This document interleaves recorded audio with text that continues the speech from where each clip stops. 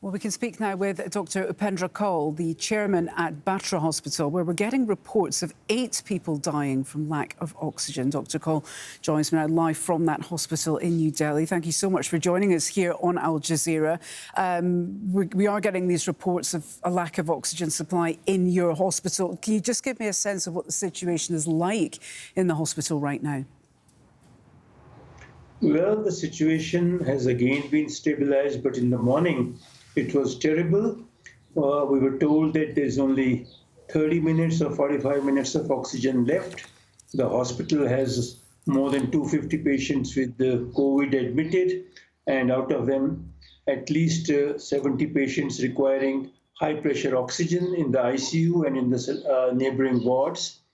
And including my wife is also admitted in one of the rooms there. And so we got shivers that there is no oxygen left for more than 30 minutes now. And all sorts of frantic efforts by the hospital management to the oxygen supplying companies, 2 of them which have been supplying for the last 20, 30 years, went, on deaf ears because they had no oxygen. The problem is that the liquid oxygen, if it comes, they don't have the tankers to send it to the hospital in time. And now the situation is that possibly we have oxygen till 9 p.m. After that, we again don't know. So the hospital administration is going on frantic calls to the government, to the High Court, to the Supreme Court, to everybody whom they can. This is really a very unfortunate and a very desperate situation that transport of oxygen is not possible in the form in which it can be used. It sounds absolutely harrowing, and I'm very sorry to hear that your wife is among those needing that urgent treatment. How is it possible to keep the hospital going when you're monitoring supplies hour to hour to see if you can get these basic necessities to you? I mean, what backup plans are there to treat these patients who need this oxygen to survive? See, basically, Delhi government has kept some nodal officers. We connect to them. Delhi government says that we will get oxygen, but they have their limitations because Delhi does not produce any oxygen. It all comes from the neighboring states. Basically, most of the oxygen comes from those industrial areas like Maharashtra and also, from south in Bangalore and in Orissa, which is far off. The problem is how to transport it. Even if you transport it up to the airport in Air Force planes and everything, it has to come in tankers to the hospital. But there are very, limited supply of those carriers. So this is one of those situations which I don't think they were prepared for, in spite of the fact that the number of COVID cases were going on increasing. I think the management of hospitals, the management of the Delhi government were totally taken for a ride that the amount of oxygen which will be required. Right now, we have only 1/3 of the requirement of the oxygen which should be coming every day. We just get 1/3 of it. And that also after, making all the frantic efforts from all the corners which we can. Well, the frantic efforts are going out on social media especially, which outside observers are finding really quite astonishing, really. Do you think government officials and those in charge are not doing their jobs here? I mean, should the army not be deployed? What else do you think people in charge could be doing to help, not just your hospital, but all the hospitals in the New Delhi area? Yes, all the hospitals are facing this problem into, different degrees, but all of them are, sort of starving for getting supplies of oxygen. The ministry and the prime minister of the country and others sort of met yesterday, but I don't know what kind of solutions are being brought in.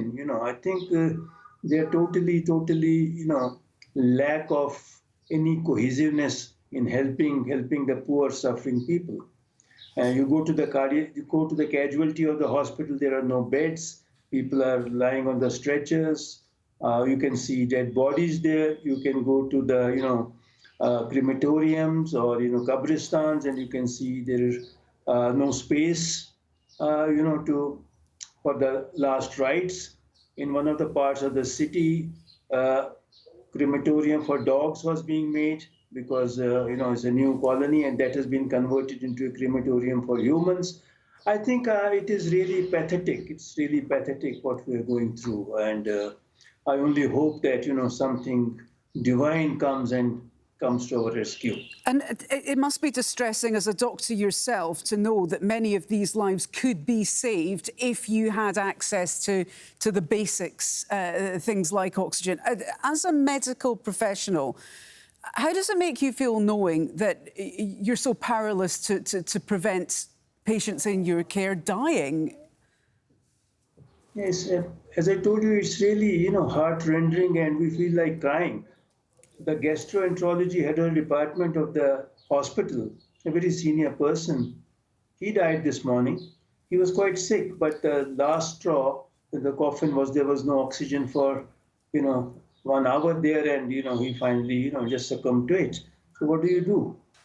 And running around hospital up and down is not going to work. Bringing small cylinders from here and there does not work because there is very limited amount of oxygen in them.